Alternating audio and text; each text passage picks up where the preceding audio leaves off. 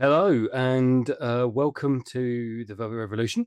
It is episode 16, a podcast all about human emotion and connection with myself, Ben Rice, and Dave Noble. Good morning and welcome and good day and all of those things to you. How are you, sir?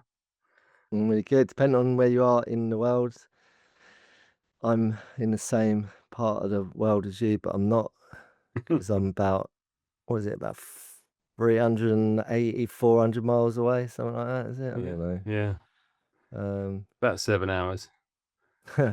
yeah. I'm doing really good, man. Yeah, I feel really, really freaking great, man.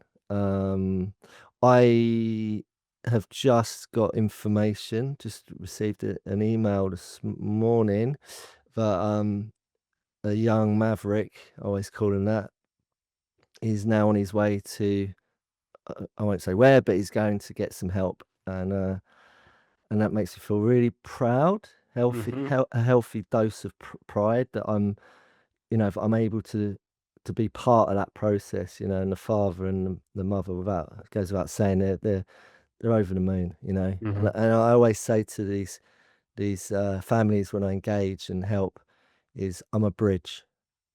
I'm a conduit. I'm just like, there's a place I know. There's a lot of places I know. There's a lot of Mm-hmm. people I know. There's the promised land. Yeah. We always talk about on here, Mm. Act 2, you know, because he's been in Act 1, the madness of Act 1 for many, many years. And he's still relatively young in his life, but he's been in it for quite a long time. But this what we've just put together, and I say we because it's me collaborating with the family, with the young maverick, Mm-hmm. you know, the asset, as I like to call them, because they're a beautiful asset that needs to be protected and nurtured and dealt with care because they're fragile. Um, and yeah, it spans 3 continents. So like they've come from one continent, and then I'm in a certain area of another continent. They came from one continent to another continent, and now they're on their way to another continent. And it took about 10 days to turn this around, which is incredible because from I didn't know this person like literally 11 days ago, I think, and then now they're on their way to get help in the promised land. Mm-hmm. So I'm really freaking chuffed about that, because it just makes me feel really happy because they've been really struggling, and now they've got some hope that you know they're in Act 2 now, the recovery part of the journey, so that they can move into the solution. That's a beautiful thing. So I just want to share that. For that, because of that, I'm really feeling really grateful. Good work. Good work. Well Thank done. you, thank you. Yeah. How are you? Anyway, how are you? How are you? How am I? How am I? I am yeah, I'm still under the cloud of my injury, Mhm. operation wound, whatever you want to call it. It feels a little bit like one step forward, two steps back at the moment. Mm.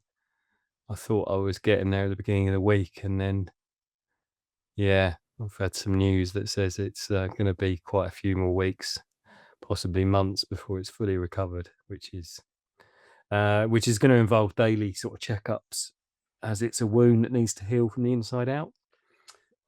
But yeah, it's giving me some space to think about stuff and yeah, and maybe do a few bits. But ultimately, it means yeah, it's just it's a lot, and it's quite numb. What I found out this week is that in in in having the operation, they've probably severed through quite a few nerves. Yeah, all right. Look, yeah, okay, and it's in your It's bottom. and yeah, Yeah, top of my bottom, you took us. my crack. Oh God. Okay, it's in your ass crack. All right. Yeah, I yeah. was trying to be polite and Yeah, I've tried to find polite ways of putting it. I think they say cleft. My my cleft. I think it says that on the paperwork. Anyway, it's so it is where it is. And just if anyone has an ingrowing hair and thinks I'm going to ignore it, don't. And take heed. take heed and definitely don't ignore it for 20 years. Um, and I had a nurse yesterday that was sorting the dressing out, and she was lovely and a wonderful human being, but she was just not very guarded at all. And when she saw it, she just went, "Oh my God, what have they done to you?"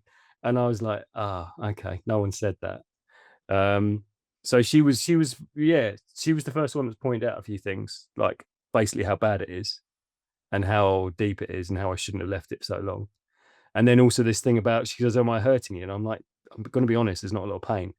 She goes, "Yeah, they've probably cut through quite a lot of nerves, which probably won't recover as well." So the Are you numbness and the lack of pain mm. is good in one way, but she said you've also got to be really careful because it's still very vulnerable. And yeah, so the pain isn't necessarily a sign that it's all okay, or the lack of pain. and are you boshing pills? No, there's no need. There's no need. There's no infection. There's nothing. So it's all healing well. It's Mm, just it's got a lot of healing to do. yeah. I So I had a thought, but I need to eradicate that thought. I'm not gonna go there because it's just you're not gonna answer it because it's too personal. We'll do it right, off when we're not recording. okay. To do with how you know, how we all, there's number 1, there's number 2. Hmm. I just, um, I'll talk to you off air about Yeah, yeah. We could do that for paid subscribers. it. If you wanna know about how Yeah. Ben, yeah, anyway, right, so I was just looking at cleft in a book of words. It's split, divided, or partly divided into 2. There you go. But isn't that what your bum so that's what your like, that's another Yeah, name for your bottom because 'cause it's got 2 arse cheeks and yeah, yeah, it's divided in the middle by a crack, yeah. partially division in the ground or part of a person's body. Right, anyway, other than that, you're okay? Yeah, yeah. The medical, yeah, yeah. The medical world of Mr. Rice continues, God. Alright, more will be revealed, as they say, or or not, not. Yeah, or yeah, not. Yeah, maybe not, eh? yeah. Okay. More will be sealed up. God.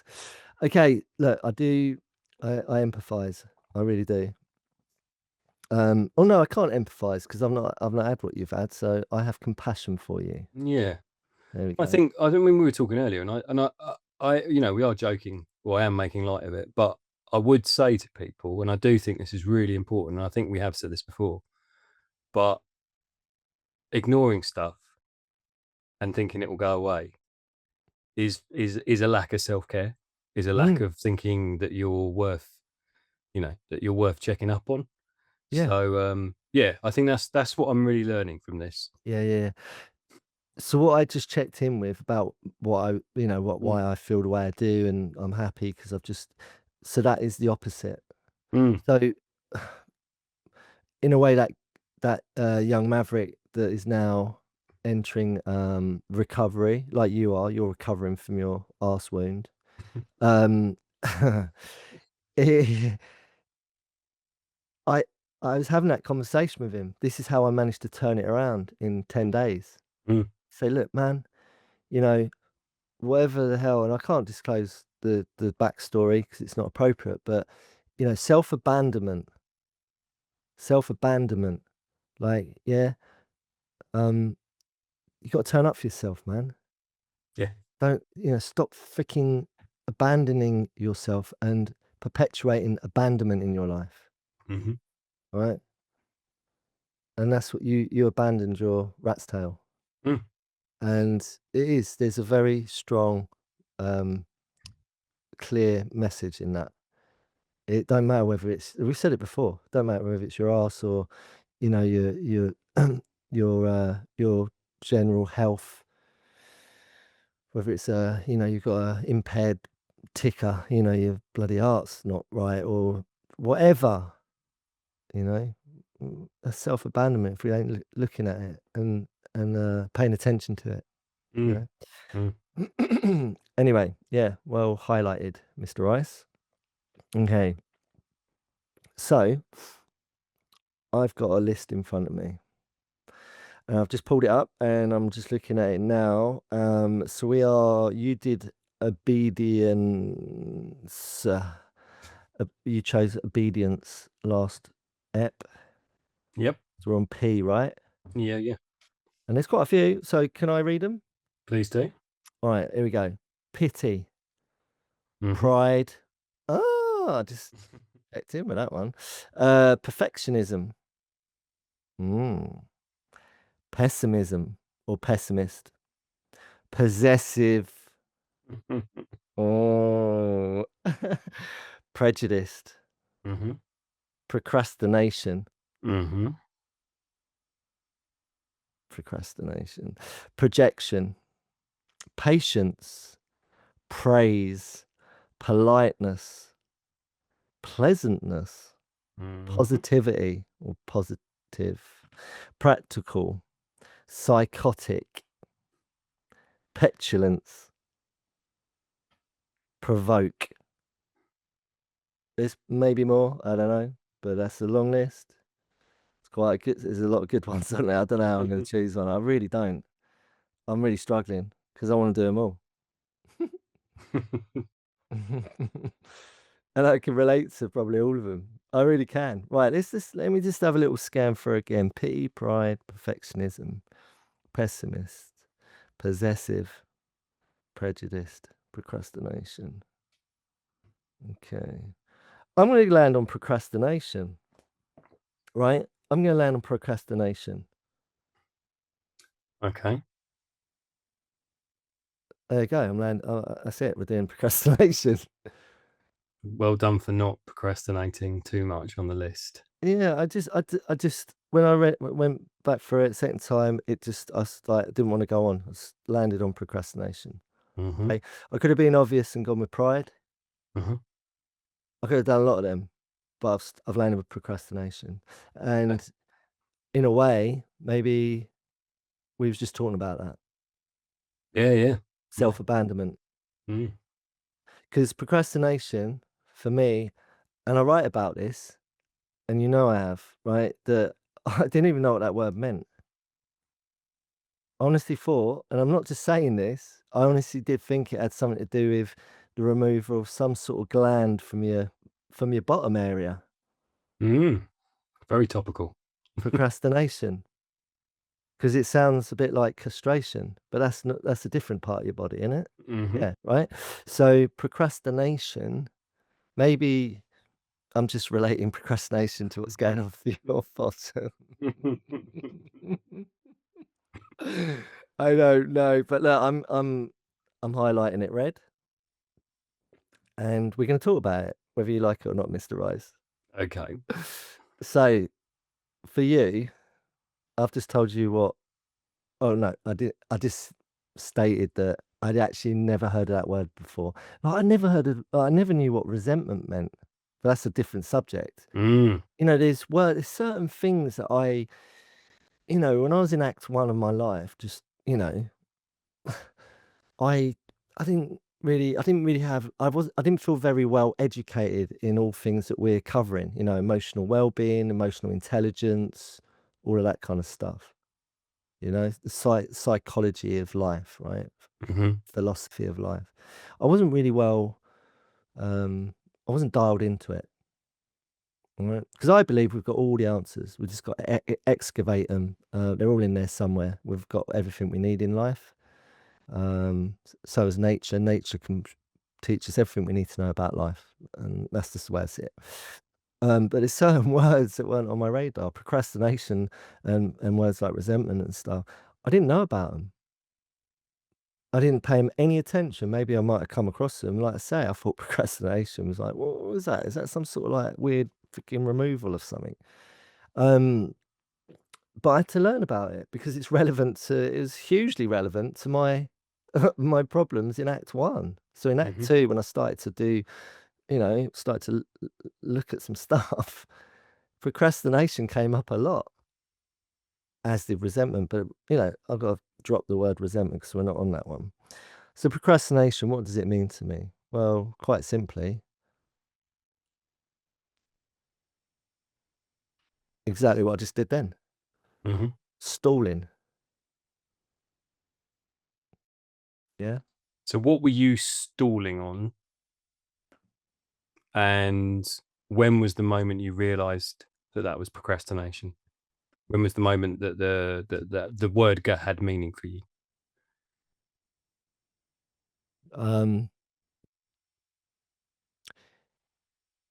when I finally understood what Yoda meant Mhm. when he said, "There is no try. You either do or you don't." Mhm. Something like that. And, I'd like to say that Yoda was my sensei. I think he's all our senseis. Yeah. But, I had my own sensei, kinda like a Yoda. That's the way I Mhm. saw it. He had the answers, I didn't have them. So there's a lot of humility in even admitting that to yourself and to someone else. Say, "Look, I need some help here, mate. Please, sensei. I'm ready to listen." So when I start to engage in a mentor, when I start to engage in a teacher-student relationship, when I started to become the apprentice. So the work, or the thing that needed doing at that point was you, and you were putting off looking at you, doing that stuff.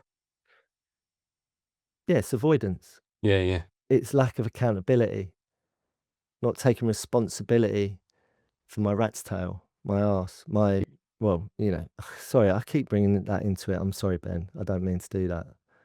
Um, um, I've got to bring it to me. I'm making it about what you checked in with. Sorry. I'm really sorry. I do apologize. Um, um, I'm just getting carried away with it. It's intoxicating to me, man. I'm Mm. sorry. Like when something happens to me, you can rinse it. Yeah, yeah. Please do. I want you to do that. Yeah. Okay. You can really milk it for what it's worth. Okay. I give you permission. Thank you so much. Um, yeah, it's for me, procrastination is something that I understood only in Act Two when I started to work on some shit and learn Mhm. and to be empowered with information and seek an education in the why and the what and the how Mhm. to Act One. Where's it gone so wrong and why? And what is that? And what does that look like? And how have I played a part in that? And a big part of it was procrastination for me is fueled by fear.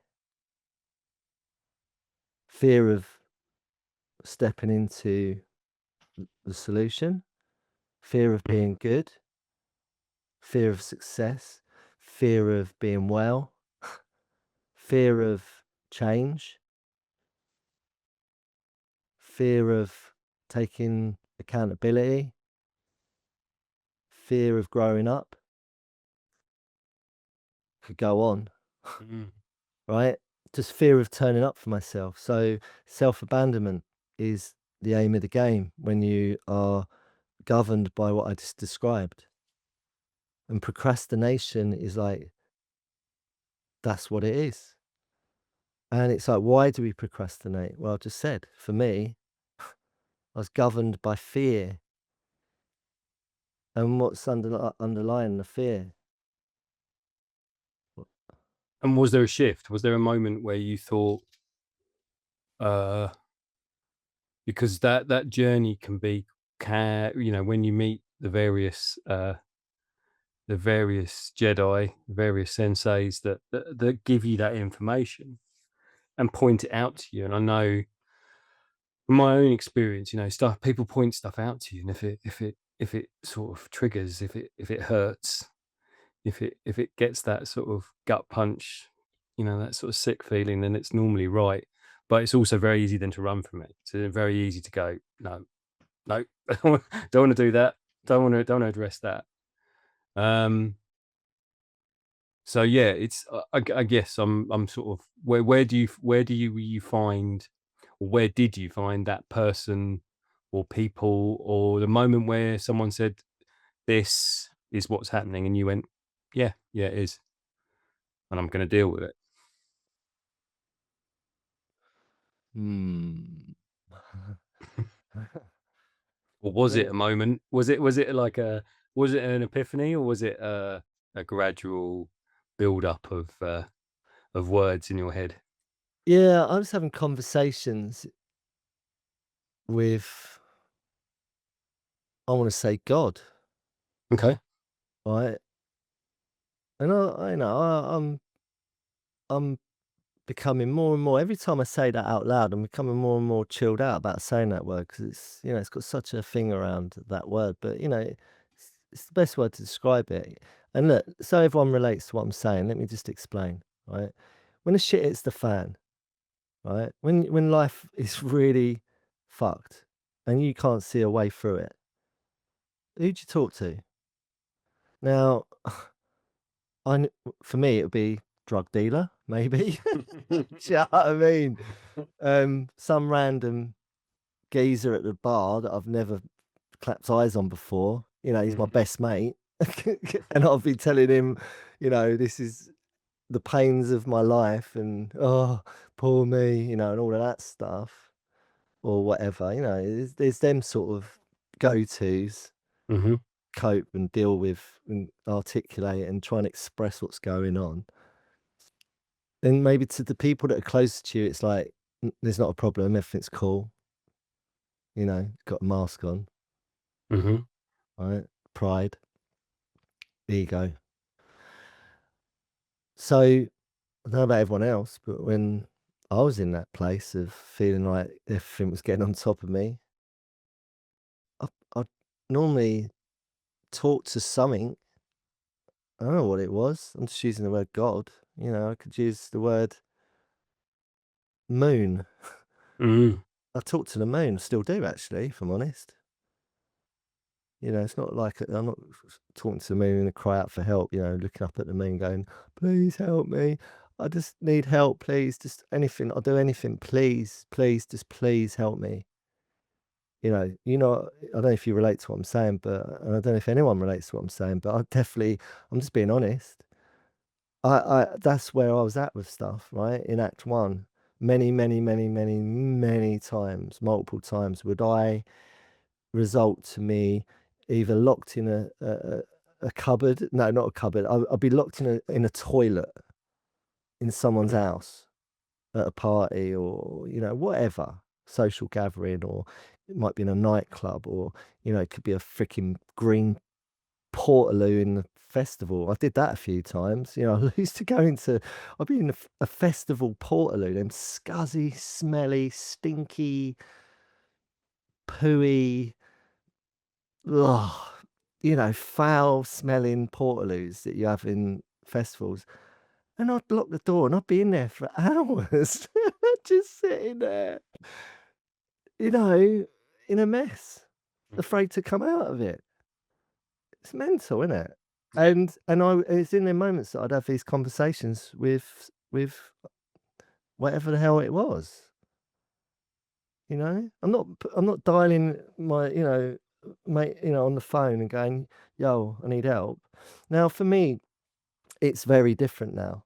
I do exactly what I just said. I can dial someone up and go, "Yo, I need to bounce something, man," or whatever, and it's never through. It's not like a crisis. I don't have crisis in my life anymore, because I don't have drama in my life anymore. Mhm. Life's very different. But procrastination for me is, this is all interplayed into, I think, this sort of behaviour. I don't know if I've answered I can't even remember what you asked me, if I'm honest. I've completely gone somewhere with that, and I don't even know where that started and why I've ended up that way. Yeah, I mean, I think from what you were saying, and I totally get that. How many times I've been in crisis, how many times I've been like, I'm not going to survive this. My my anxiety, my panic, my self torture has completely taken over, and I'm like, I'm done this time. I'm not surviving this. And you reach out to these, like you said, it could be the moon, it could be God, it could be whoever. You know, we are reaching out to something that we think is there. Like, uh, and this is why, you know, like you said, it's. I'm never, I've never been comfortable in my life saying, "Oh yeah, I talk to God." You know, it's not something that sits well with me, but I am getting less self-conscious about it Mm, and saying maybe there's something. Who am I to say there's not? I guess mm, is where I'm going with that. And and I do. You know, every time there's a crisis, it's like, oh, please, just this once, just help me this once. yeah. You know, and if I'm willing to do that when the shit's hit the fan, why shouldn't I be willing to do that when stuff's good as well? And there's also definitely when I was younger, it was like, oh, just this once, just get me through this once. As long as I wake up tomorrow morning and everything's okay and everything's back to normal, you know, Mm. just this once, please. And then it's almost like, yeah, I got away with that. Yeah, Yeah. yeah, Or I won that. I tricked you. yeah, yeah. And now I'm going to do it again. Yeah. So it's kind of conditional. The way I see people's belief is conditional. So let's flip it a minute, right? So it's the same coin, it's a different side. So in my opinion, so there's a lot of people, maybe you're listening, who in the world right now, it's a huge trend. I've been, understanding this universal law of life for many years, and it's a trend at the moment where manifestation, right? Mm, So how is that different, mm, right? Because it's just a different context. Right? It's like a shopping list. A lot of people manifest with a shopping list. Please, can I have? I would like to be. I would like this house by next year, and I would like this person to be in my life in that house at this time. I would like this. It's kind of like it's almost like a shopping list, and we are the architects, and we can create anything we want, and it's been proven. And if you try it, and if you haven't tried it, try it. But if you've tried this, you'll know there's something in it. If you mm, believe, you've got to believe in it, and you've got to do some work. You've got to you can't just throw it out there and expect it to come to you. You've got to do some work. You've got to take action, you know? But how is that different mm. to when you're in crisis and you're going, "Please, can I have some sanity? Please, can I not die? Please, just please, I don't want to suffer anymore." Or, "Please, can you help my son?" Or, how is that different?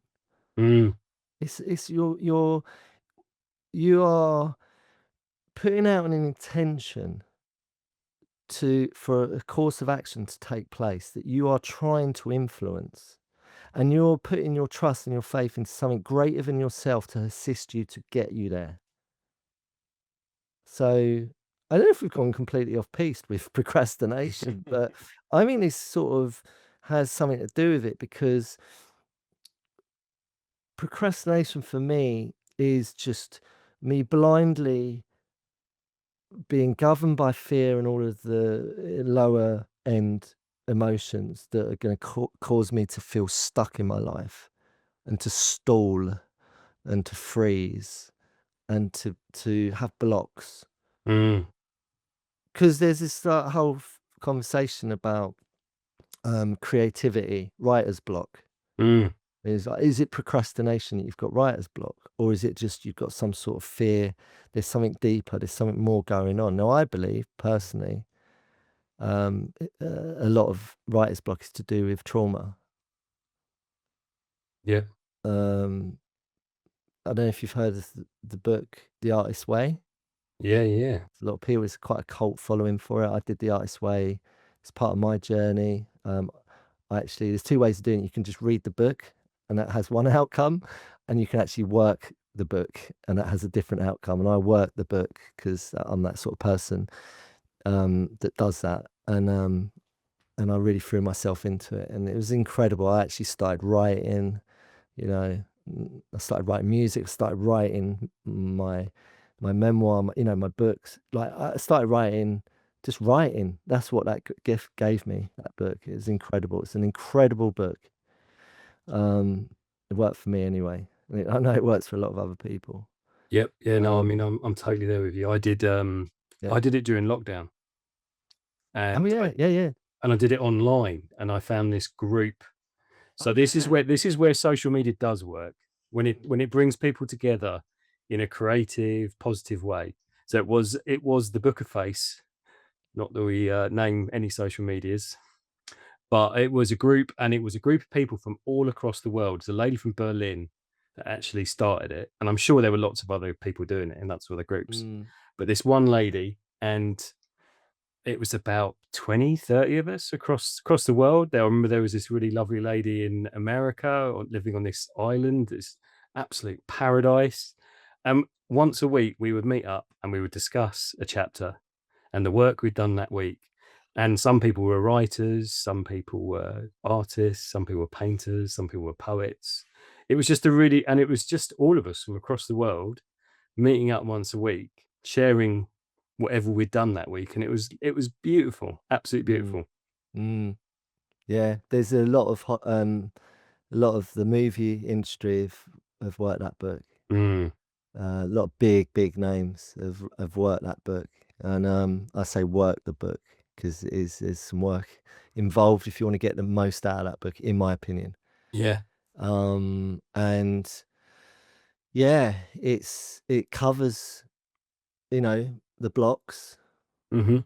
trauma, inner child stuff. Um, and if I'm right in saying so, everything we was just talking about, this sort of connection to something that is greater than ourselves, not just the group in communion with in collaboration with other people, but it's Mm, something far greater than that that we can dial into if we open our minds up to it. And for some people, they might choose to call that God. I don't know, but it's a really beautiful book. It's got a really good message in there, and it's really practical, and it's freaking great, man. I mean, it's just really good, and it covers procrastination a lot. it really does. It really does. I mean, yeah, what I found and what I've always found with the creative process for me is it's easier not to do than it is to do. And I think, what that book showed me was a lot of the reasons why I don't do stuff and the fear involved Mm, around actually just doing stuff. mm, And it being good enough, there's another P of perfectionism which we're not covering today, but we've definitely touched on before. But I think there is that, if it's not perfect, if it's not exactly how I want it, then I either don't finish it, or if I do finish it, I don't consider it finished, and I sort of put it in a box yeah. and it gets put to one side. So that procrastination is avoidance of the work, is avoidance, or is waiting for something to happen. And it reminded you, what you were just talking about now just reminded me one of my favorite quotes by Chuck Close, the artist. And I'm going to read it because I just found it. Inspiration is for amateurs. The rest of us just show up and get to work. If you wait around for the clouds to part and a bolt of lightning to strike you in the brain, you're not going to make an awful lot of work. All the best ideas come out of the process, they come out of the work itself. Wow, love that. Yeah. I mean, the Love bit that that. always sticks with me is the rest of us just show up and get to work. And Yeah. it's, and work is, we try and dress it up in so many different ways, but work is never easy. It's always something, it's hard. Mm. You have to push through boundaries and barriers, and you have to get to a place that is quite often uncomfortable. It's painful. Yeah. It's painful. Creating art is painful, Mm, and if you like pain, then you're gonna be all right. mm, And you know, this is why I think I'm biased because I'm in. This has been my experience, but I'm just going to share my experience. Like, and I see it in other people. right? You got all of these artists out there. Some of them are really well known. We was talking about that before we hit record, weren't we? About that, Mm, and we can't talk about it on here because we can't. But we was talking about how I'll keep it vague. We was talking about a certain well-known group of artists who formed a band, and all of that stuff. Massive, huge, huge, huge, very famous. And you know, there's being in the solution and being in the madness. mm, Now, if you're in the solution, you can still tap in and use the madness for your art. mhm, Right. But if you're just in the madness without the solution, you're still going to be creating the art. That's a given. And it's going to be incredible, but you're going to be a fucking mess. mm, And you're going to create a mess around you. Right. And that's evident to people, whether you're watching that mess from the outside looking in, or you're actually directly part of that mess and you're getting caught up in that mess. mm, And this is what I do for a living. I'm part of that. I tap into a bit of the music industry. I tap into a bit of all like these different sort of creative industries, and I'm around some of that mess. mm. I bear witness to it, man. But I'm in the solution, so I can dip in and out, and I've got to be really careful. But what I'm describing is you don't have to just settle for being like this mad artist. And we're talking about artists here. It doesn't matter. You could be anything. It doesn't. Everyone's creative. Even if you're sitting in a bank, you're still being creative, making money, Mm, right? Or whatever. Or if you're an accountant, you're still creative because you're really good at, re- you know, um, numbers. numbers. Yeah. I was trying to spit my words out.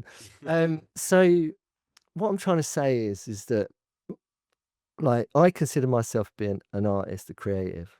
Whatever I do, and I always say it's cliche, but life for me is the canvas. And I express myself in so many different ways. Um, And I always go back to the same thing. Act one, the madness. I was I was painting a very different picture, you know, to the one that I paint now, Mhm, right? But it's still fucking brilliant. The art's not changed. It's just different pictures. But the difference is the real obvious thing to me is I don't like struggle mentally, emotionally anymore. I still get affected by my mind and my thoughts and my emotions, and life still happens to me, but I'm not a mess. mm. I'm not in the madness.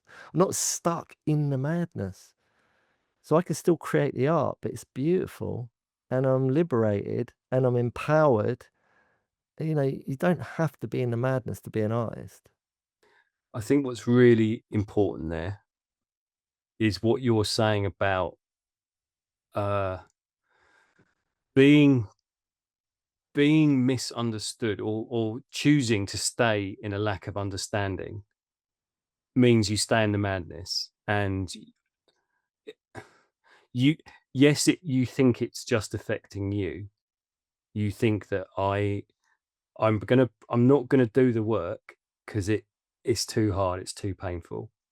And so I'm going to stay in this craziness and this sort of this world that suits me and fits me because I understand it. And I don't think you can do that without causing pain and hurt and turmoil around you. I th- Damage, real yeah, damage. I think it's a really selfish place to be. Hmm. And the group of people we were talking about before we came on air, that you've just alluded to, and I saw another one for the music industry the other day. Again, a video came up on social media, and it was, um, and they were being asked whether they'd done therapy, and they said no. They said no, I can't do it because I mean they put it as in they'd start crying for an hour. I'm pretty convinced in the same way that I've approached therapy, you're not going to cry for an hour, mate. You're going to cry for a lot more than that. Yeah. That's the fear. The fear is you're going to unblock or unlock something that is really, really hard, and it's going to be really painful. But unless you get to that point, unless you get to that understanding, you are gonna cause hurt and pain and conflict and drama to everyone that's in your world. And I guess that does come back to what I was asking you earlier is, whether it's one person that sat down with you and went, "Dave, you're doing this. This No, I'm not. this is your No, pattern. no, I'm not. Don't know This what you is talking your about. this is your pattern." And you're like What are you talking about? and you're like, "No, no, no, I'm not accepting that as my pattern." And whether it takes one person, two people, three people, Yeah, or so those words finally sink in, you go, "Yeah, yeah, that is my pattern. I'm gonna do something about it. I'm gonna try yeah, and maybe talk through it yeah, and maybe see if I can change the narrative." yeah, yeah. Um, and I think it feels to me like, those people we've been talking about this, there's a reluctance to do that because it hurts, because there's pain involved. And it's addiction, right? Not just I'm not talking about drugs here. Mm-mm. Most people that I've ever encountered, myself included, are medicating, yeah, and being anaesthetized, sedated, whether that's by their own hand or by the people around them, which is quite common in what we're talking about, actually. A Mm, lot of enabling going on. Um, I had a lot of enabling going on around me. No one put a gun to my head, but I didn't have any fucking mind of my own really, and I didn't have any power. So I was really easily not submersive. What's the word? submissive. Submissive to that behavior. But you know, I'm not talking about the drug. I didn't have a drug problem. Yeah, I was medicating, whatever. It's far greater than that, man. It's like it's just what I was going back to earlier, self-abandonment. It's like it's just a lot easier to be numb. Mm, It's just a lot easier just to not have to think about it. It's a lot easier just to swerve it, to deflect. We've covered that one. mm, Another episode. Go to it, listen to it, whatever. But so for me, and everyone else that I've ever bared witness to, self-abandonment. This is my lot. I just have to do this because this is what I need to do because the unknown, I can't even imagine my life being anything more than this because I'm terrified. I'm scared. But the irony is that it takes incredible resilience and strength of character to stay in that. Like, oh, it's too painful to go and sit with a therapist and cry for an hour. Get the fucking fuck out of here, man. What the fuck? You're telling me that that's more painful than what you're putting yourself through right now? Come on, man, that's delusion. I'm talking about mm, myself here, mm, not just everyone else. It's like, I was kidding myself. I'm kicking that can down the street in fear of like taking accountability and facing the unknown and the fear of, oh, oh God, I can't possibly talk to a stranger about my problems. Like, fuck that shit. Yeah, I'm nearing on the edge of the brink of death with every freaking time I go out and put shitloads of intoxicants in my body, chemicals I don't even know what I'm taking. I'm having palpitations and overdosing on God knows what, and curled up around a mate's toilet, praying to a God that I don't believe in to help me, to save my soul.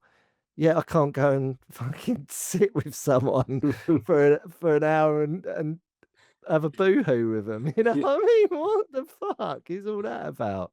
and I'm just gonna put it out there, like being in a therapist room, they're usually quite nice. There's usually comfy chairs, some candles. It smells nice. It's a lot better than a portaloo. If you're gonna spend 2, 3 hours in a portaloo, I recommend 45 minutes in the therapist room. Yeah, It's a better, yeah. better deal. So why is it, and I'm talking for myself here, why is it I was so terrified of some one stranger inspecting the workings of my mind and opening up that can of worms because I was scared of what they were going to find. Mm, Because I was terrified. Because the thing is, right, procrastination is really, it comes really, with procrastination comes like you bury stuff. You know, mm. I always say it's like filing cabinets, and it's quite a common term used in the world of maybe therapy or clinical treatment, whatever, but it's the best way to describe it. Mhm. Filing cabinets. Now, you know, Indiana Jones movies where they put the covenant of the what is it, that box, that big fucking thing that opened up on the first film? Didn't it have the Ten Commandments in it? I don't know, but it was just that The Ark, yeah, yeah, the arc, yeah, the last scene is they're wheeling it in that warehouse. It's like yeah, that massive warehouse full yeah. of that was my secret squirrel warehouse, filled full of files of things that I didn't want to look at. You know what I mean? And it was full of them. So it makes sense to me. There's no way I'm going to go into that warehouse and start opening up all of those. You know what I mean? But Yeah. I'm thinking of Hong Kong Phooey now and jumping. Didn't he jump through the filing cabinet? Didn't he come through the filing cabinet? He went in as a janitor, goes through the filing cabinet and comes out as Hong Kong Phooey. Is that was Batfink. that Batfink? Wasn't I it got my, Batfink?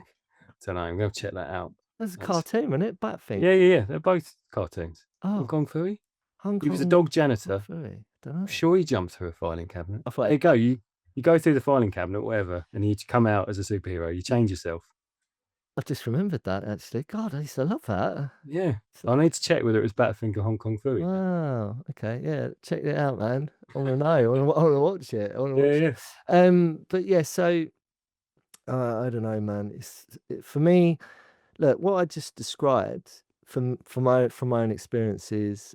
How did I get from being in procrastination mindset of like frozen Mm, in fear of stepping up to the challenge of looking at my demons.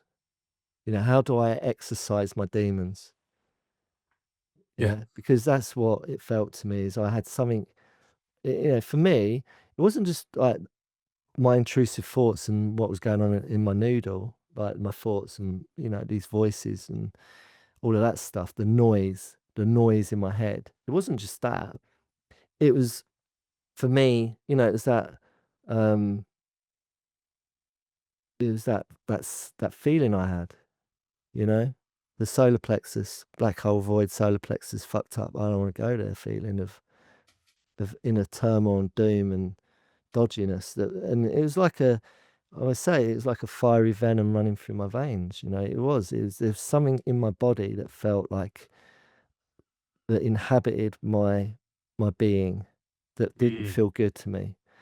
And that's where of course, that's why, enter meds, medication, medicating on myself on that. Now, I'm not knocking medication and meds for anyone who might need to take them for clinical reasons, because it's really important. mm, I'm not saying there's a difference between that, and you actually, it's life saving. I'm not. yeah. For me, that wasn't what I was medicating on. I was medicating on trauma, Mm. right? And angst. Like, why am I anxious? Why do I feel the way I do? Why have I got these intrusive thoughts? Right? And it's an incredible power that the human brain and the human body, human condition, have wherever you want to place it. It's an incredible power we have that however bad things get, we're still in this sort of survival mode of yes, okay, yeah, it'll be all right. Like it's it's like this sort of inability, and and I am putting words in people's mouths here. So from my perspective, I had an incredible inability to say things are absolutely rotten. I'm absolutely broken. And it doesn't matter how many people point out to me, maybe you need to do this, maybe you should do that. You know, in my selfish sort of self-absorbed way, I was like, no, I've got this sorted. I know exactly what I'm doing. I'm totally in control. And it wasn't till, and I've talked about this before, but it wasn't until I absolutely broke. And I know the point. And I know the point where it came where, I was like, I don't get depression. Depression doesn't affect me. And, even after I'd had a bit of paper with, an official document from a doctor, from a medical expert telling me I had it, it wasn't until 2 days later. And I literally got up out of bed and fell on the floor. And I couldn't breathe. I couldn't just just couldn't do anything apart from feel fucking awful, like I was in a black hole and all I could do was sob. You just swore.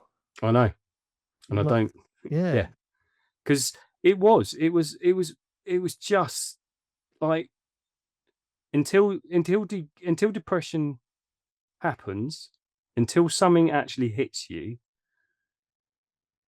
and it's something that I'd read about. I've got lots of friends, family, people around me that have suffered from depression, and for me, it was always, oh, there's a little bit of me, and this is awful to say. There's a little bit of me just says, probably need to go for a walk. Probably need to look after yourself a little bit better. It's just, and then when it actually hits you and you get it, and you think, oh my god, I literally, this is crawled inside me, and I cannot escape it. Is that what your rat's tail was? Yeah, yeah.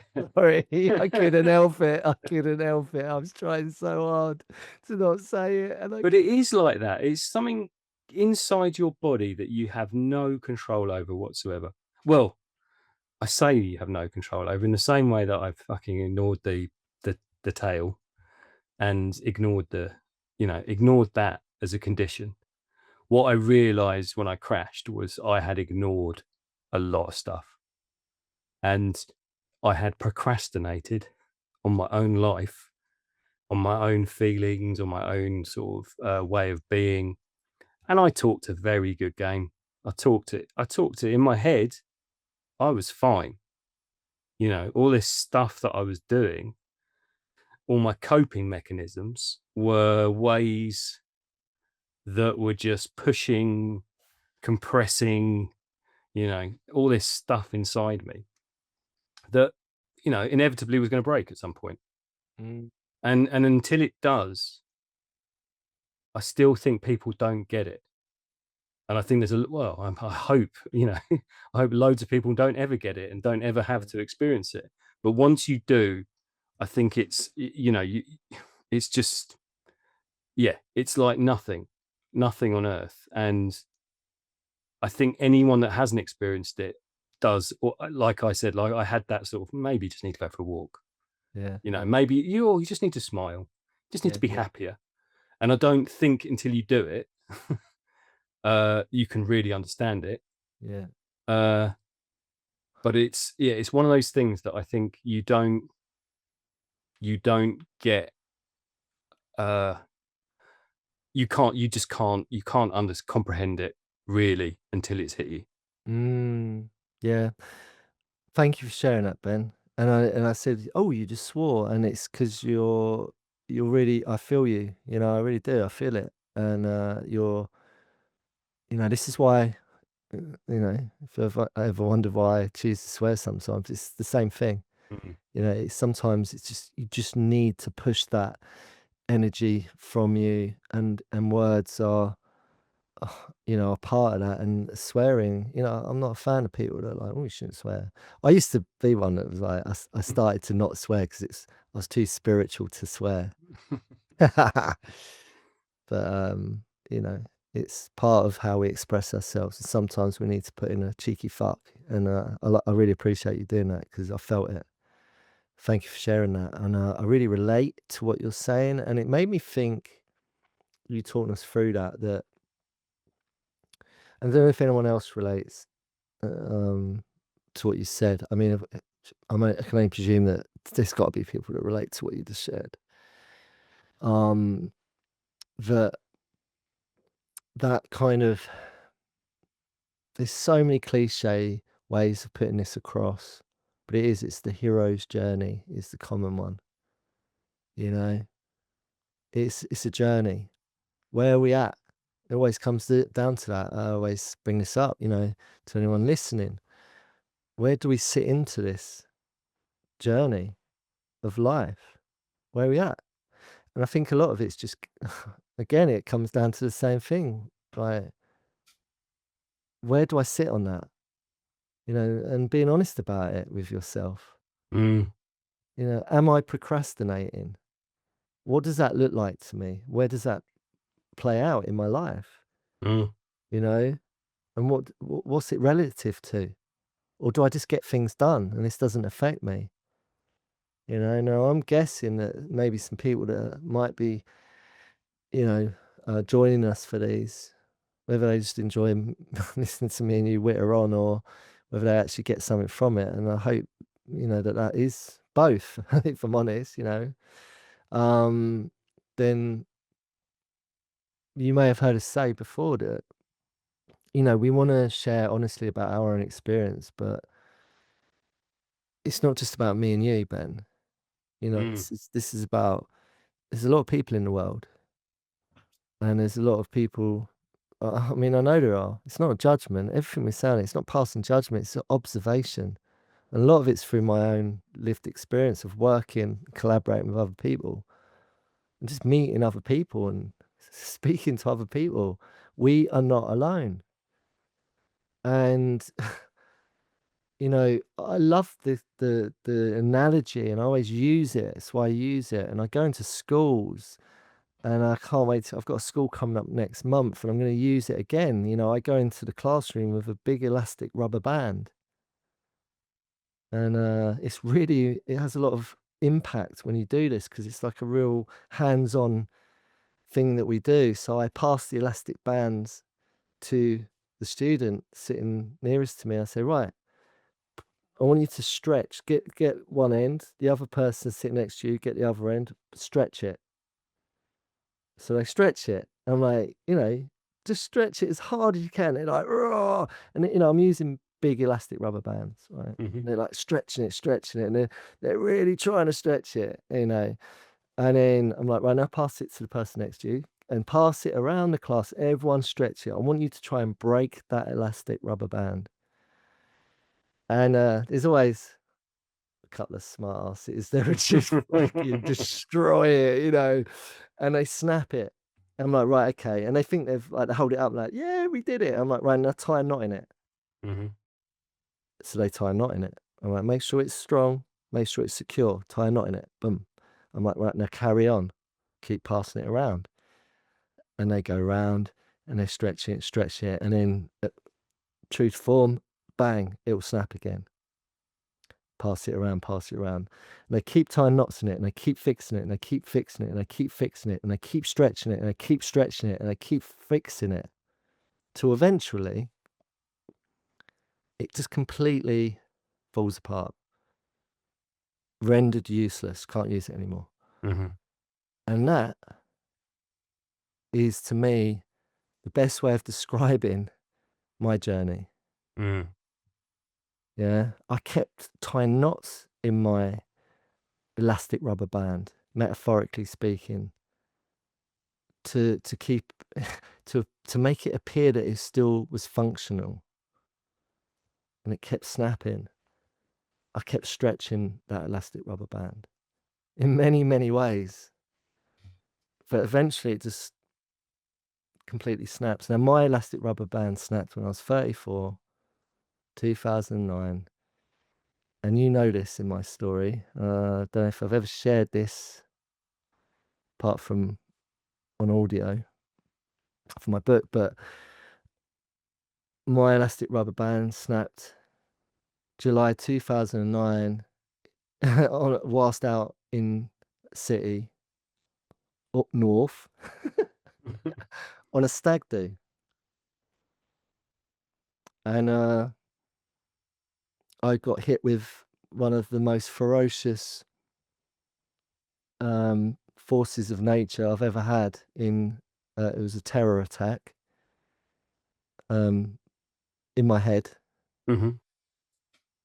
and my physical body where, uh, I used to have these sort of, like borderline seizures, basically. I'm not epileptic. I'm not like medically diagnosed with any condition other than I've just carrying a load of trauma around in my body and my nervous system can't handle it anymore.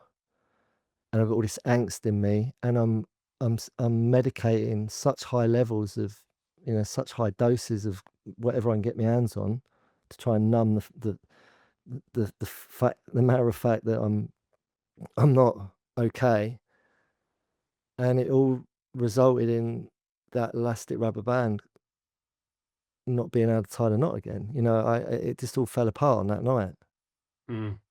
and it resulted in me being in a basement toilet of a restaurant in a cubicle. Again, cubicle, cue the cubicle, door closed. I'm sitting on the toilet, with the toilet seat down. I'm on the toilet seat, sitting there praying to something to save my soul. Mm. And here I am now talking about it years later. That was the shift that you was describing. I think that's maybe, anyone listening, where you at on that? Mm. I really hope you've not. Well, no, maybe I hope you have, because the greater the suffering, the greater the glory. That's the hero's journey. You've got to be the underdog. You've got to struggle in life. You've got to have your back against the wall. You've got to feel some pain, man. But you don't have to live the rest of your life like that. Just recognize that my elastic rubber band, am I still able to stretch it? Or have I just got loads of knots in it and it's already broken? I mean, at what point do you just step into it and surrender to, I'm fucked? Do you know what I mean? No, some people listen to this. This isn't relative to probably maybe 50% of the population. I don't know. Maybe even 80% of the population. Maybe it's a small minority that can relate to what we're talking about. I don't know. I yeah, I don't have any data on this, and I don't really want any data on this really, but I th it's not, and it's definitely not a trauma competition, but I do think that we all have a level of trauma, a level of dysfunction, and I think it's about being clear about what that is and understanding it. And I just don't believe there's anybody that goes through life without their elastic band being stretched a little bit, and them having to put at least one knot in their band. And I think that's the reality of life. Like I think there's some people that their elastic band gets completely destroyed, and it's it's in pieces with little bits in knots and whatever, and it's not coming back together in any shape or form. And then I think there are other people that it breaks once or twice, and there's pressure put on. But I don't. Yeah, I'd love to believe there were people out there that just everything in life was great. The Fijians, you know, singing on the island. Yes, yes. I hope their elastic bands don't have any But knots in them. but think about it, right? So using the context, I like what you said there, right? And think about this, right? The context of what we're using with the metaphor of the elastic rubber band. That's not. I didn't make that up. I don't know Mm, where I got that from, but it's out there. It's a commonly used metaphor. Um, like the nature of stretching your elastic rubber band. What does that mean to you? mm, What does that represent to you? For me, that's my spirit, my mm, human spirit. That's how I relate to that elastic rubber band, right? So my human spirit broke in July 2009 at 34. I completely broke. That was it. I was depleted. I didn't want to go on anymore. It was the end. mm. You know, it was the end. and I'd already contemplated the options. You know, do I carry on? Well, I can't now. It's the end. I'm at my complete end of my human spirit is broken. I don't want to go on anymore. So do I then? I've got two options left: kill myself or get help. Mm. And I chose help. Right. So my human spirit broke. Right. And when you're born, I'm a big believer. I like to think that you always say this.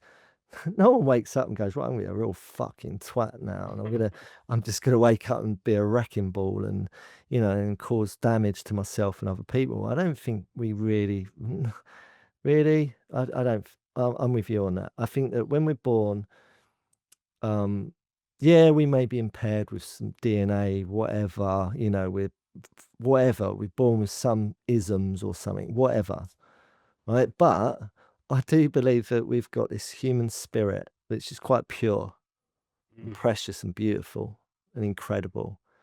And then life happens. So we start to inherit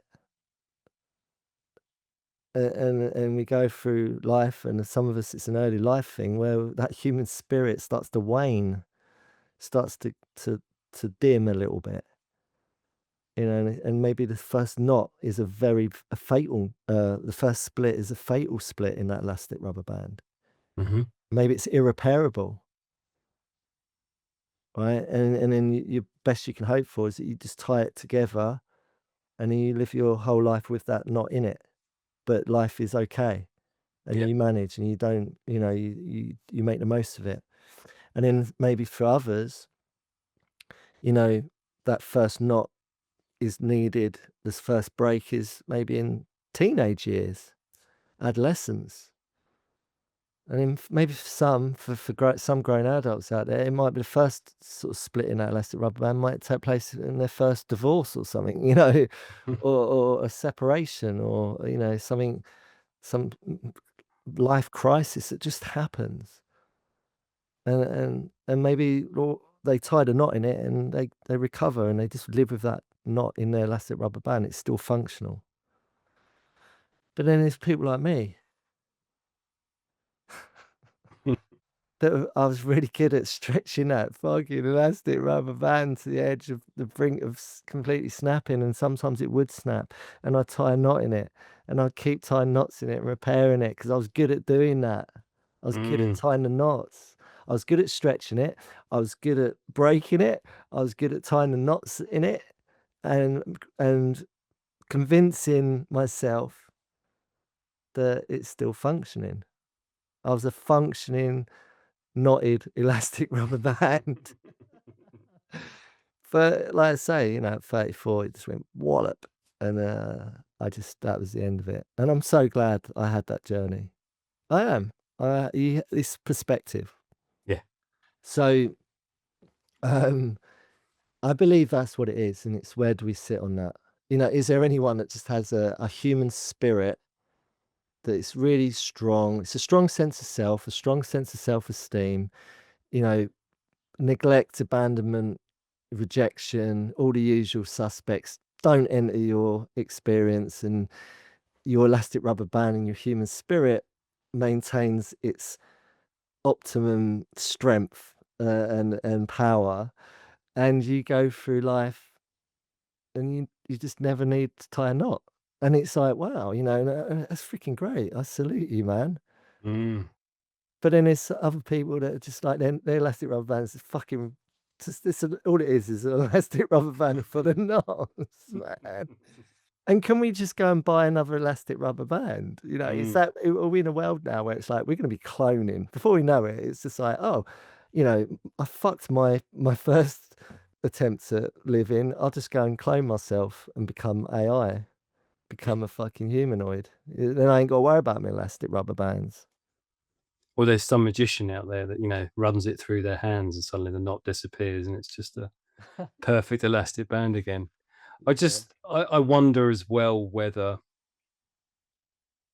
the education, whether the level of understanding we have of relationships and uh it's just I think it's really hard that we are, and I'm talking very generally here, but I'm talking about us being so unskilled at dealing with the knots. And that's not just us as individuals, that's us as a collective. I, you know, I'm with you. I live my life, and you know, I've made mistakes. I've learned from them, and I wouldn't be where I am now if it wasn't for those mistakes. So I don't. It's not about going back and becoming a perfect rubber band, but I just wonder if I could have done it earlier. I wonder if I could have not been uh, as unskillful in life as I did become. I wonder if someone had been able to get to me earlier and actually be the magician, be the sensei that I needed, that would say, this is what you are doing. And I guess I wouldn't have been receptive to it. I guess I would not have listened at that point because I wasn't ready. Mm. Yeah. I mean, look, I always say it on here, 34 was when I, you know, encountered, you know, a real life Yoda in Tony. Hmm. And there's many Jedis. I had a few in the mix. I was really blessed. And 34 for me now, looking back, and I'm, a lot older than that. Or a bit older than that, still young. My spirit. That's the beautiful thing. See, I broke my human spirit. Now my human spirit's fucking amazing. And it's proof that you can break your human spirit, and then as soon as you start to step into it, it's not gone anywhere. It's really quick to recover Well, if I mean, you do the work. If you do yeah, the yeah. work, I think also there is. I mean, the way I look at it as well. If you broke at 34 and started Act Three at 34, then you're only as old as that act. I think yeah, there's that sort of level of wisdom to it. mm, So yeah, it's like you're starting again. yeah, You've got a fresh rubber band. yeah, You're like you've got a lot of wisdom now because of what's happened, and you know Act Three is however long from y- from when you start. yeah, absolutely. And yeah, I can, like what I checked in with earlier. I can now intercept. Because that young maverick that I was engaging with, now he's on his way to the promised land. Hmm.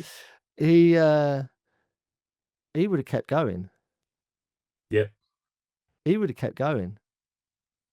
I can't share too much about what's going on, but he was resilient. He was going to keep going, but I intercepted. So it is possible. If someone's procrastinating over taking accountability and stepping into their power and their best version of themselves and regaining what's rightfully theirs, which is their human spirit and a sense of self-worth and purpose, then I've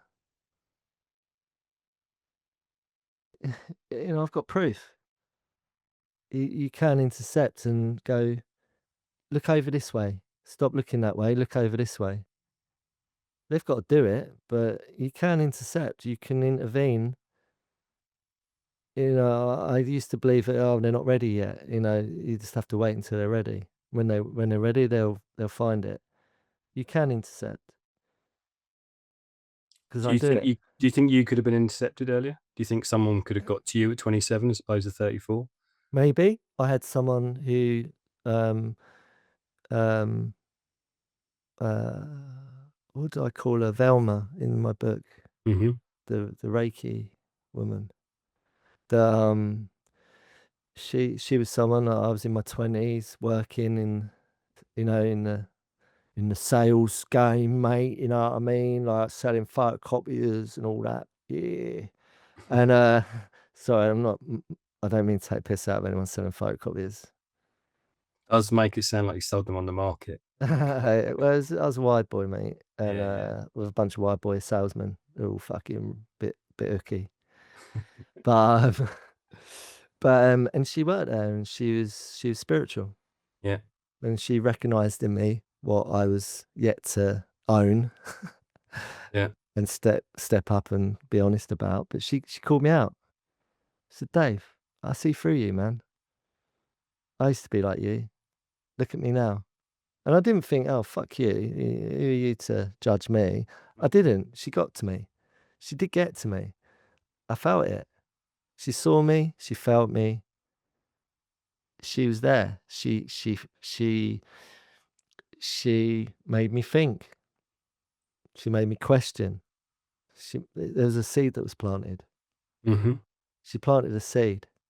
Undeniably, she planted a seed. But I wasn't quite ready. I had a couple more stretches or two, or three, or four, or five, or six, and Couple more breakages. a few more knots to tie. Yeah, yeah. But she planted a seed. So I believe that, yeah, when the student is ready, the teacher appears. I wasn't quite ready, but she was a teacher that appeared. Hmm. I took maybe one tiny little bit of information, put it somewhere into my psyche, carried on business as usual. And then there might have been a couple of other people that might have come into the mix. I can't remember. Or I might have subconsciously watched something in a movie or on TV or read something. I don't know. But they go in, seeds go in, even when it appears they're not going in. Stuff's going in. We're processing in the background, in my opinion. We're calculating, we're trying to process. That's all we're doing.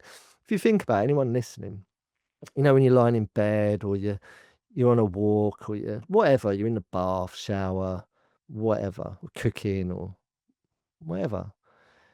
You know, are we not in our thoughts, plotting, calculating, processing? Taking over the world. You know what I mean? Mm. So somewhere in all of that soup, that mix, there's some good stuff in there. There is for everyone, and we will get to it. You know, I believe that. It's just when the stars align, Yeah, then you step into it. yeah. I think for me, I was in denial for so long. I absolutely believed I was okay for so many years. I was deluded. I Mm, did not see what was literally right in front of me. delusion. And yeah, Good word. and the procrastination is still there in it when it comes to doing the stuff that I want to do. It's there's times I think I think there's other things at play, but the the easy option is to sit in the digital world and watch other people do stuff and succeed, is to Mm, watch other people finish. mm, And I think that's the easy option for me, is to not finish my own stuff, or sometimes to not even start it, mm. and to watch other people and to constantly go, well, they're doing it better than me. Yeah.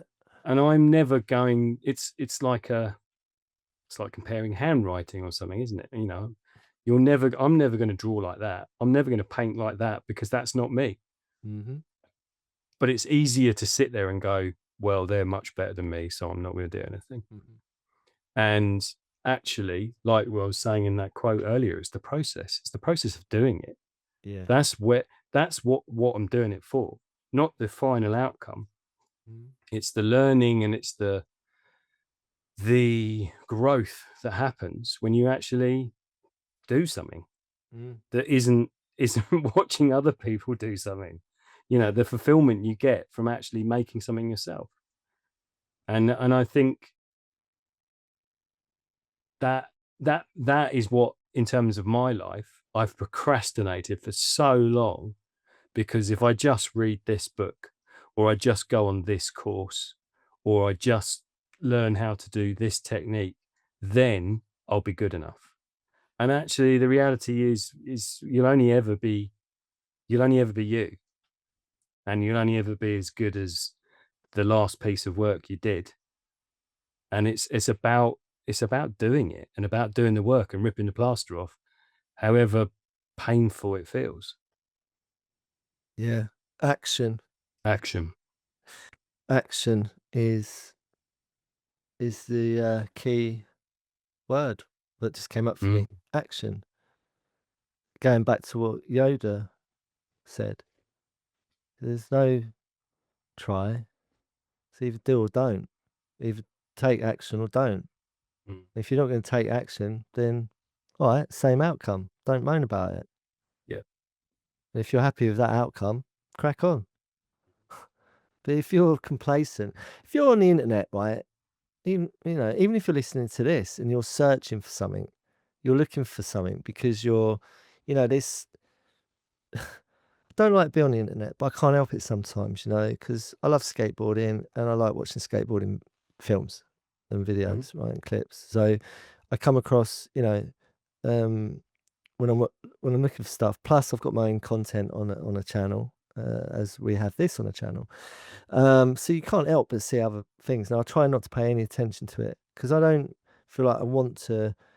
I'm just focusing on what we're doing. That's it, mhm, and that's okay. I want to do that. I'm not really. I don't need to look at because for me, I feel like I've got enough of what I need. Now I'm always beginner's mind. I need to be open and know that I'm a student always, and I need to learn, learn, learn.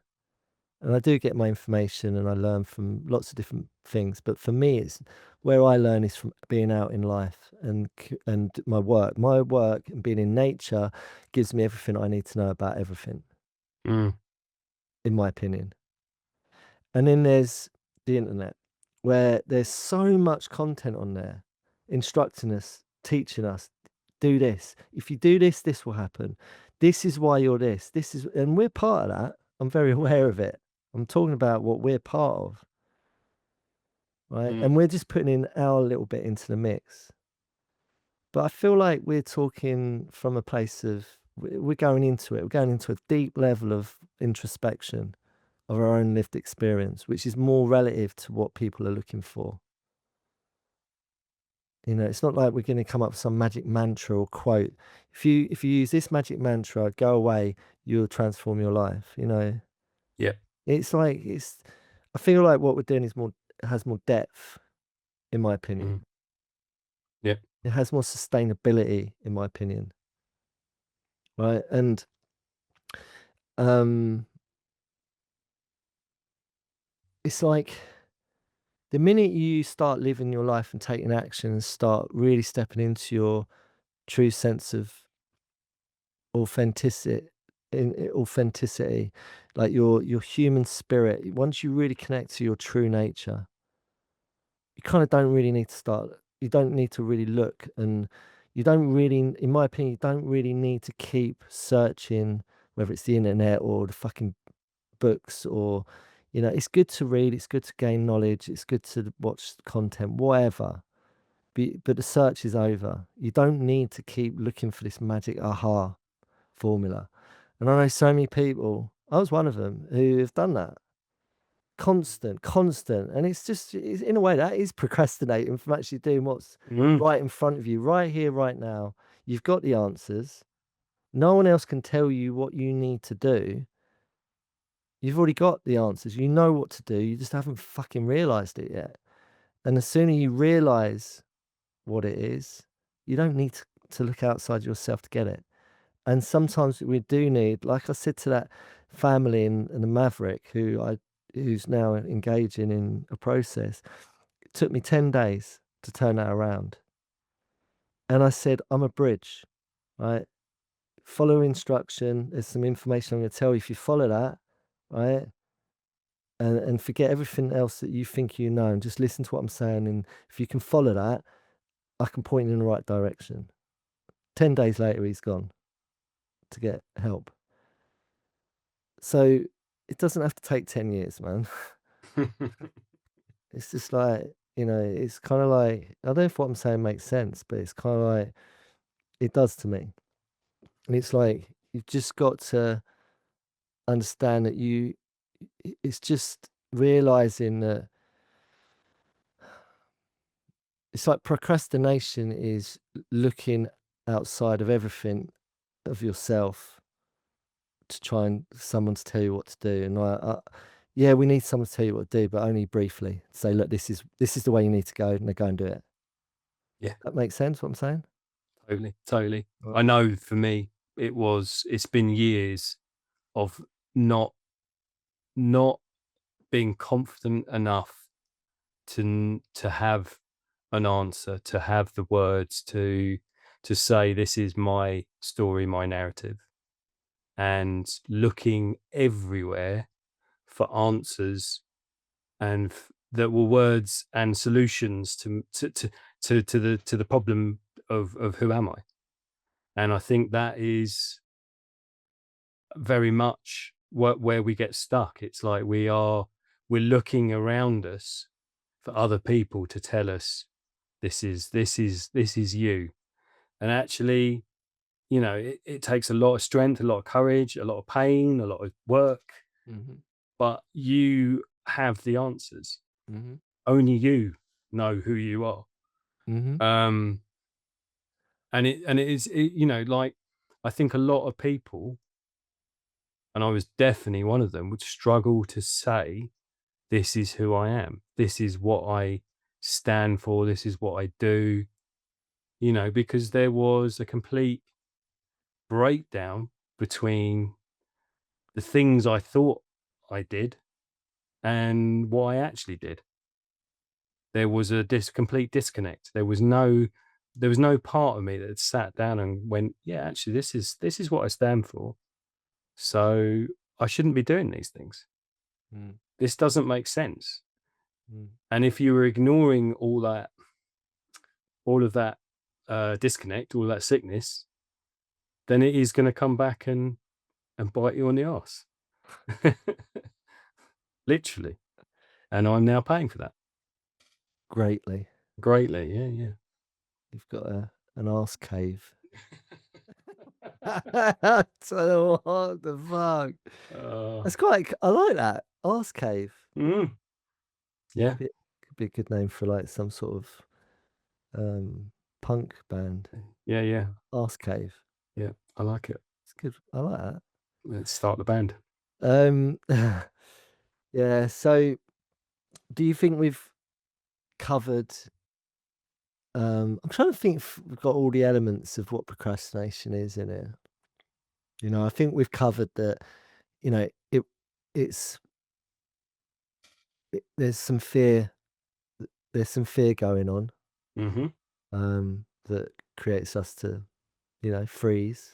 Mm. Um, Huge level of avoidance. avoidance. A lack of self worth. A lack of self belief. Hmm. Lack of accountability. Hmm. Um, conditioning. Early life programming that can create that response. Hmm. To hide. Mm. Um, to be in the shadows. Fear of actually achieving. Hmm. Fear of greatness. Yeah. Um, That and that idea of actually finishing something and then facing whatever, like you said, yeah, the fear of achievement. But yeah, if I actually complete something, then I am going to receive some sort of feedback on that. exactly. And I love that from the artist's way, and I'm, loosely taken from the book, the brilliant book, is that I think it was what I got from it is just turn up. This is how I wrote, 100, 1,000 plus words for a book. Is to follow exactly what was instructed to me in that book, which was just turn up at the blank page Hmm. and trust the process. And that's a powerful antidote for life. just going back to what I was saying about life is my canvas, right? And it's if I see that life is a blank canvas wherever I go, every day I can wake up and go, I've got a new blank canvas. What picture do I want to paint today? Mm. So all I've got to do is turn up and trust the process. You are Bob Ross. How he talks really like, hello, Yeah, yeah. I'm just going to use this brush now. man. Gonna roll a fat joint and just smoke it. Sorry, is that offending Bob Ross? I, Let me there make is it there is an clear. obvious link, Yeah, but let me but make yeah. it clear. I have no idea whether he smoked the old magic tobacco. All right, I was just joking. So, um, I like that. What I was saying actually, that's a really beautiful way I feel of me articulating how I see things. Right. So, life is a canvas. It's a blank canvas. Every day I have a blank canvas. Am I actually going to turn up for it? And what do I want to paint? Mm, And I'm using it in context of painting. It could be anything. But ultimately, there's some action required. And the only action I need to take is to actually just get out of bed and get dressed, clean my teeth, and go out into life, my head up high. Don't lose myself down a rabbit hole on freaking internet, looking at everyone else's life, seeing what they're creating and what they're doing with their paintings and their canvases. Let me just turn away from all that noise. Maybe I can get some inspiration from that. There's nothing wrong with that. But then let me just put that shit down.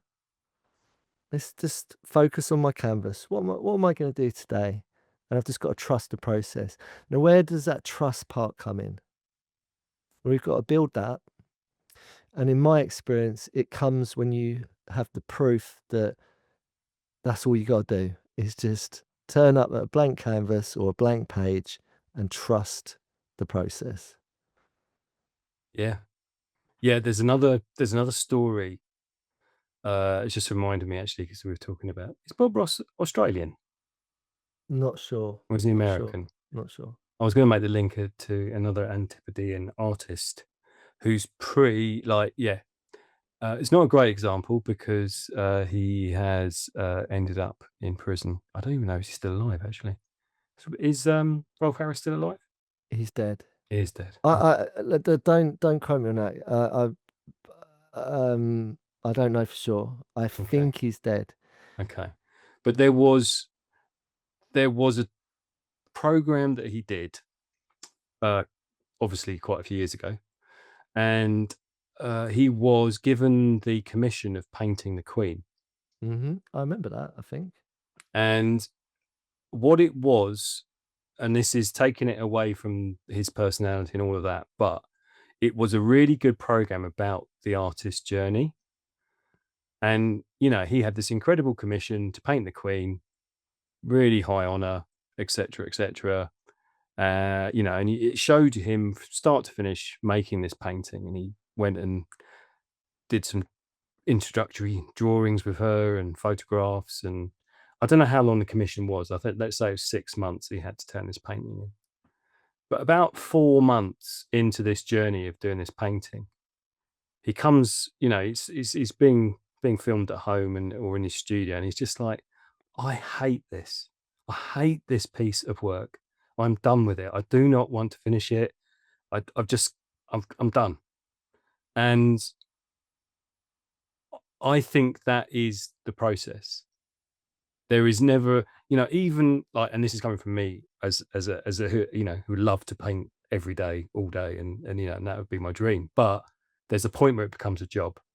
There's a Mm. point where it's the same as going into a bank every day or going into any office, or it's a job, and that's it. And his love for this painting, this drawing, this painting he was doing, was gone. And he said, but I've got to get through this. I've got to finish this painting because in 2 months' time, I've got to give it to the Queen of England. And I do think whatever process we're in, whatever whatever the work is, there is a point where we hate it and it's painful and it's horrible and we just want to give up. Mm. But we have to get through that point. Yeah. And yeah, as I said, obviously he has lost all standing in society for his actions. But as an artist, as a program, it was really good at showing that journey that Mm. we all go on in whatever part of our life we're working through. That Mm. we have to get past the tough bits.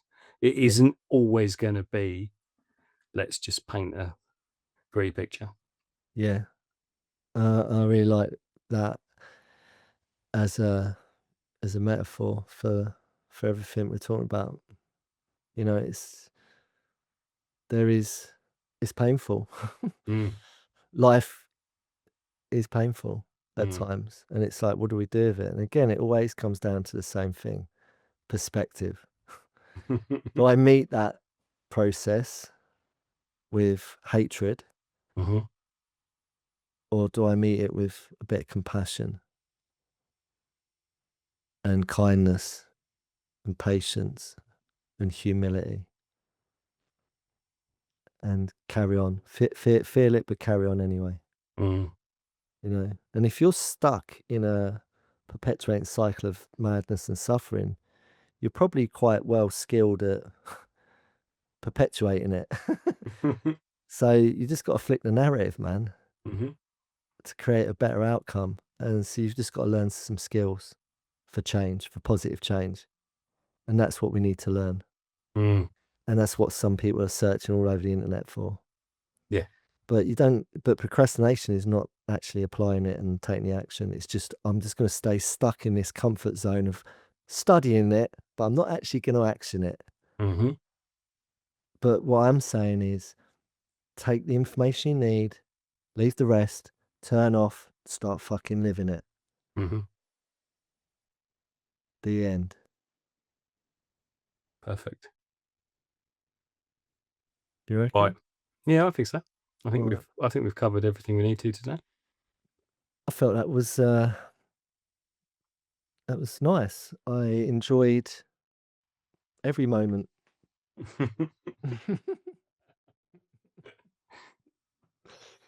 How was it for you, Mr. Rice? There was a little bit of pain, obviously, but, I worked through it. Had to come out the other end. What was the pain part? My backside, which just seems to be, Oh, it's constant because you're sitting on constant it. yeah. Stand, man. Like, get a s- like you can't stand. Is it even worth standing in? No, it's bearable at the moment, so Oh.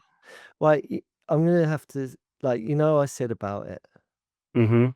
about the what are they called? The cushions. No, the things you hang on the ceiling and the baby bouncers. Oh, the baby boun that's not gonna help. It's still What are gonna they put called? pressure on the same What are they time. called? Those things? I think they are called baby I bouncers. don't know. But can you not get a man bouncer?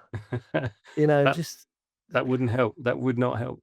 I bought myself actually off a, internet shopping site the other day, a rubber ring because someone said that would help, and it stayed inflated for about 5 when minutes, you so put it around your waist. no, it's not for swimming. What? No, you sit on it. Oh, So the hole oh, right, yeah, because you're yeah, yeah. sitting in the hole, it's meant to Oh, take the pressure off. right. But I bought a really cheap one because I wasn't convinced, and it stayed inflated for about 5 minutes, Oh God. so I might need to buy a more expensive one. I'm just trying to think. Let me brainstorm it. I might come up with some ideas. Yeah, I think you might. Because this seems to keep going. This seems to be going on, man. I just want you to be. I'm not trying to save you. I just want you to be comfortable whilst we're recording. Yeah, yeah, yeah. Thanks for the Let me let me brainstorm it. I'll get back to you. consideration. I'll report back on some solutions. All right then. Well, look. Um, have a good rest. Lie down, whatever you Will need do. to. Yeah, and see you on the next one, man. Yeah, yeah, have a good day. Take care. And you. See you, mate. Bye. Bye.